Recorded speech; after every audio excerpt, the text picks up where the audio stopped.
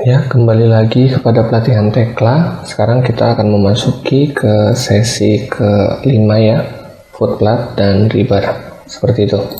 Nah, untuk penggambaran footplate itu hampir mirip ya seperti dengan baja, yaitu kita akan ke konkrit kalem. Jadi tadi di baja itu adalah kalem, tapi di sini ke konkrit kalem.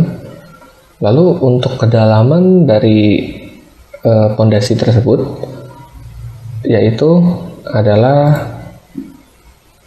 2300 digambar, namun untuk pelatihan karena ini terlalu dalam ya kita akan menggunakan 2000. Nah, untuk lebar dari pondasinya adalah 1400 kali 1400 dan untuk kolomnya ukurannya 400 kali 400. Nah, karena kita akan membuat kolom untuk ke bawahnya, kita akan menuliskan ukurannya di 400 kali 400 karena kebetulan di sini sudah bernilai 400 kali 400, maka tidak perlu kita ubah. Yang perlu kita ubah adalah letak dan kedalaman.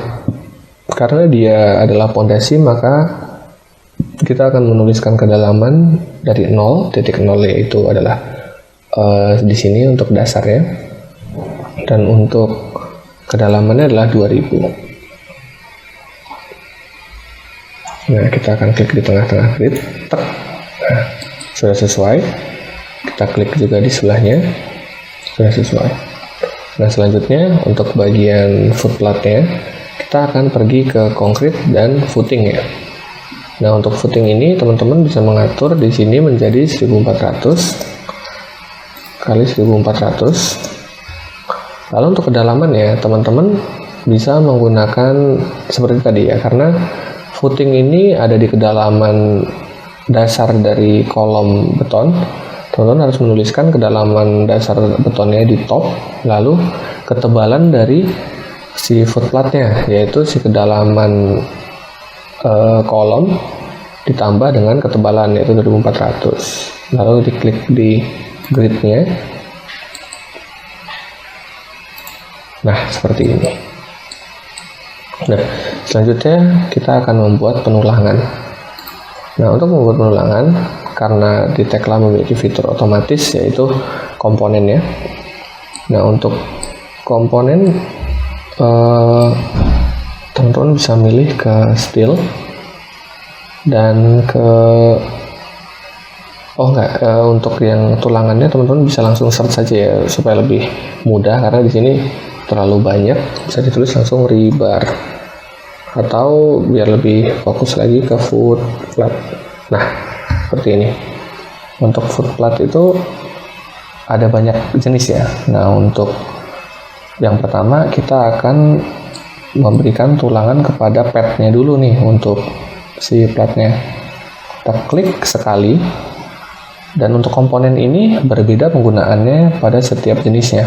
Misalnya untuk pad ini, dia hanya berfokus kepada pad. Jadi ketika kita sudah mengklik di komponennya, tinggal klik bagian yang ingin kita isikan tulangan. Misalnya di sini. Nah, dia akan otomatis terbuat. Lalu sebelahnya sama. Oke, seperti itu. Nah, untuk yang tulangan yang menerus ke dalam kolom, itu sedikit berbeda ya teman-teman. Yaitu seperti ini.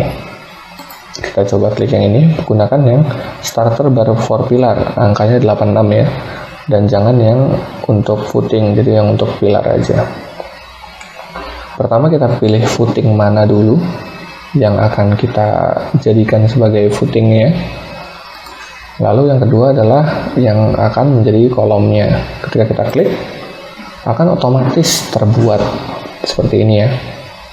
Nah, bagaimana cara memastikan bahwa semua tulangan sudah terbuat sesuai? Maka teman-teman bisa pencet Ctrl 1 untuk detail.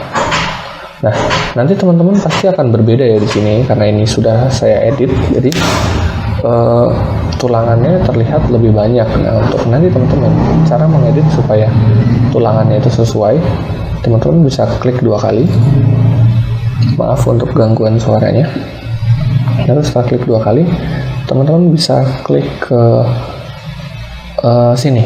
bagian ini ya, number of stirrup dan spacing. Di sini ada tulisan 10 dan 3 kali 50 dan 7 kali 200. Maksudnya apa? Maksudnya adalah seperti ini. 10 itu adalah jumlah jarak antar tulangan yang ingin teman-teman dapatkan. Misalnya ini, di sini ada 3, ada 10 ya. Sedangkan di sini jumlah tulangannya ada 7 dan 3. Berarti sudah pas 10 ya.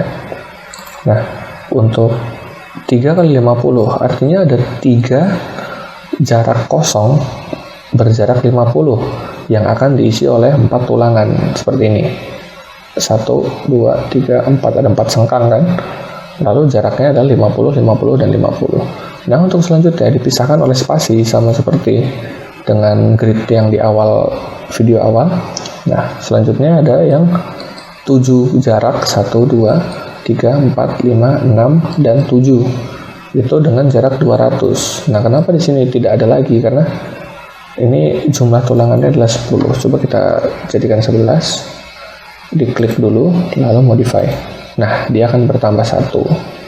Gitu. Jadi nanti teman-teman bisa menyesuaikan sesuai kebutuhan teman-teman. Seperti itu ya. Misalnya teman-teman sudah selesai untuk men-setting di sebelah sini. Dan teman-teman tidak perlu melakukan setting ulang manual kepada tempat yang sebelahnya. Seperti ini kan masih kurang 1 ya. Nah, karena teman-teman sehabis ngeklik ini, sehabis mengubah yang sebelah kanan, teman-teman bisa langsung klik modify, dan bisa teman-teman klik di sebelah kiri juga dan langsung klik modify. Tek. Nah, maka tulangan yang sebelah kiri ini akan otomatis menyesuaikan oleh perubahan yang ada di sebelah kanan, seperti itu. Nah, lalu selanjutnya kita akan menggambarkan base plate ya. Base plate.